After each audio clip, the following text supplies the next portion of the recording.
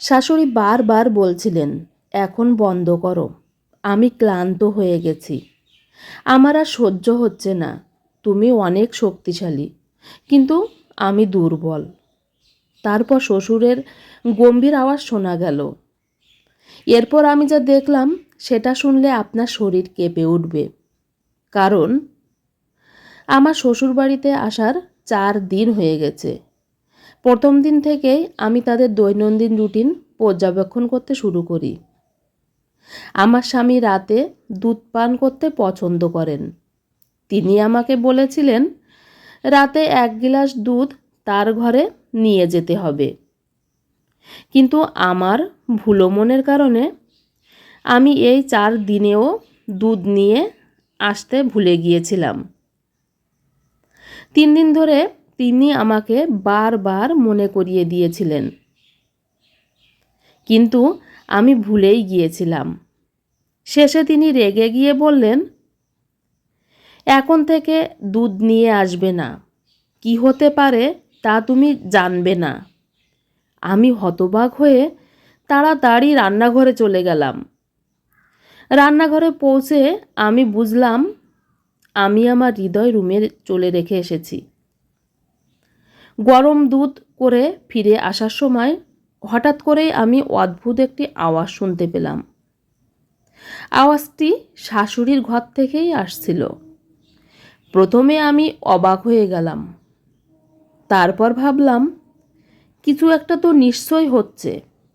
শাশুড়ি বারবার বলছিলেন, এখন বন্ধ করো, আমি ক্লান্ত হয়ে গেছি, আমার আর সহ্য হচ্ছে না, তুমি অনেক শক্তিশালী, কিন্তু আমি দুর্বল।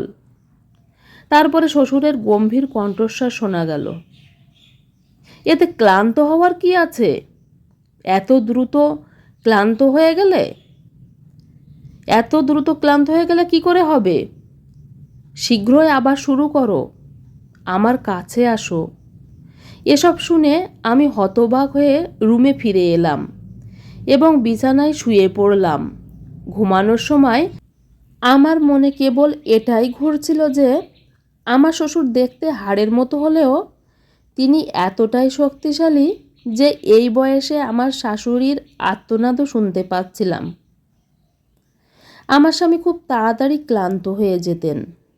এই সব চিন্তা করতে করতে আমি ঘুমিয়ে পড়লাম। সকালে ঘুম ভাঙার পর আমি দেখলাম শাশুড়ি তার দৈনন্দিন কাজকর্ম করতে ব্যস্ত এবং তার মেজাজ একদমই স্বাভাবিক ছিল। রাতের ক্লান্তির কথা বলার পর তার মুখে কোনো পরিবর্তন ছিল না। যখন আমার শ্বশুরবাড়িতে এলেন তখনই আমার শাশুড়িকে ঘরে ডেকে নিলেন। আমি রান্না শেষ করে শাশুড়িকে খেতে ডাকতে গিয়ে রুমের দরজার কাছে পৌঁছালাম। আবারও একই আওয়াজ শুনলাম। শাশুড়ি বলছিলেন, আমি ক্লান্ত হয়ে গেছি, দয়া করে থামুন, আমার আর সহ্য হচ্ছে না। আমি হতভম্ব হয়ে ফিরে গেলাম এবং রান্নাঘরে গিয়ে ভাবতে লাগলাম, আমার শ্বশুর কি খান যা তাকে এত শক্তিশালী করে তুলেছে। অনেকক্ষণ পর আবারও তাদের রুমে গিয়ে শুনলাম এই একই আওয়াজ। আমি ভাবতে লাগলাম, শ্বশুর কি এমন কিছু ব্যবহার করে না যা তাকে এতটা শক্তিশালী করে তোলে। আমি জানতে চাইলাম আমার শাশুড়ি তাকে কি দেন। দিনটি এগিয়ে চলল এবং আমি ভাবলাম কি করা যায়। আমার স্বামী জানিয়েছেন যে 2 দিনের জন্য বাহিরে যাবেন। আমি অত্যন্ত খুশি হলাম, কারণ এই সুযোগে আমি শ্বশুর শাশুড়ির ঘরে কি হয় তা দেখার সুযোগ পাব। সেদিন রাতে আমি দ্রুত সব কাজ শেষ করে শাশুড়ির ঘরে লুকিয়ে পড়লাম।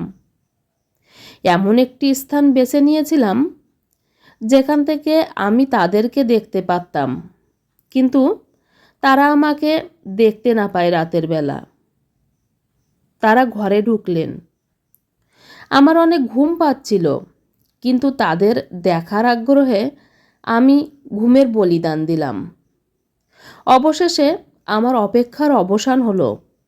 আমি যা দেখলাম তা আমাকে সম্পূর্ণরূপে হতবাক করে দিল। তারা একটি নতুন ব্যবসার পরিকল্পনা নিয়ে ব্যস্ত। শাশুড়ি এবং শ্বশুর একসাথে একটি নতুন প্রজেক্টের জন্য পরিকল্পনা করছিলেন। তারা কিছু নতুন ধরনের খাদ্যপণ্য তৈরি প্রস্তুতি নিচ্ছিলেন। শাশুড়ির বিভিন্ন উপকরণের তালিকা তৈরি করছিলেন এবং শ্বশুরের সাথে আলোচনা করে কিছু বিশেষ রেসিপি প্রস্তুত করছিলেন, যা তারা বাজারে তুলে ধরতে চান। তাদের মধ্যে ব্যাপক উৎসাহ এবং মনোযোগ ছিল।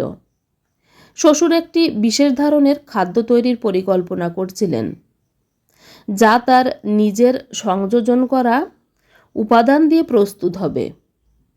শাশুড়ি সেই খাদ্যপণ্যগুলো প্যাকেজিং এবং প্রচারের জন্য পরিকল্পনা করছিলেন।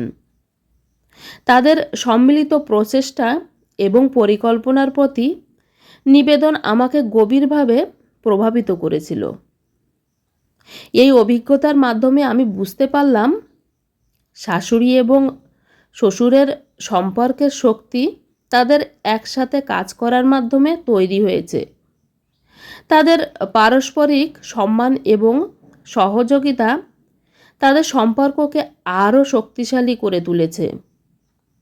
এটি আমাকে শিখিয়েছে যে সম্পর্কের গভীরতা এবং শক্তি আসলে একে অপরের ভালোবাসা, সম্মান এবং সহযোগিতার ফল। এভাবে আমি শাশুড়ি এবং শ্বশুরের সম্পর্কের একটা নতুন দিক জানলাম। তাদের সাথে ব্যবসার পরিকল্পনা এবং প্রস্তুতির মাধ্যমে আসল শক্তি এবং সম্পর্কের গভীরতা খুঁজে পেলাম। এই অভিজ্ঞতা থেকে আমি যে শিক্ষা লাভ করেছি তা হলো আসল শক্তি এবং সম্পর্কের গভীরতা কেবল শারীরিক ক্ষমতা বা শক্তি দ্বারা নির্ধারিত নয়, বরং এটি একে অপরের প্রতি ভালোবাসা, সম্মান এবং সহযোগিতার মাধ্যমে তৈরি হয়। শাশুড়ি এবং শ্বশুরের মধ্যে যে দৃঢ় সম্পর্ক ও শক্তি আমি দেখেছি তা আসলে তাদের একসাথে কাজ করার এবং একে অপরের সমর্থন করার ফলস্বরূপ। আমি প্রথমে যে অদ্ভুত আওয়াজ শুনেছিলাম এবং ভেবেছিলাম যে এটি শারীরিক সহনশীলতা বা শক্তি সম্পর্কিত কিছু, আসলে তা ছিল তাদের একসাথে নতুন ব্যবসার পরিকল্পনা। যখন দুইজন মানুষ একসাথে একটি লক্ষ্য পূরণের জন্য কাজ করে এবং একে অপরের সমর্থন করে, তখন তাদের সম্পর্ক আরও দৃঢ় এবং শক্তিশালী হয়। শাশুড়ি এবং শ্বশুরের স্বাস্থ্যকর অভ্যাস এবং নতুন প্রজেক্টের জন্য তাদের পরিকল্পনা আমাদের শিখিয়েছে যে আমাদের স্বাস্থ্য এবং শক্তির উন্নতি আমাদের জীবনযাত্রার মান এবং সম্পর্কের গুণগত মানকে প্রভাবিত করে।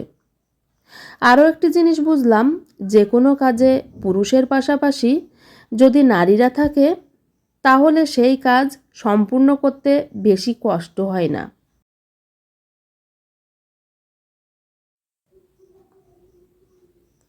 তো বন্ধুরা, কেমন লাগলো আজকের এই গল্পটা? যদি আপনাদের ভালো লাগে তাহলে একটি লাইক করে দিন, একটি কমেন্ট করুন এবং আমার চ্যানেলটিকে সাবস্ক্রাইব করে আমার পাশে থাকুন। ভালো থাকবেন। ধন্যবাদ সবাইকে।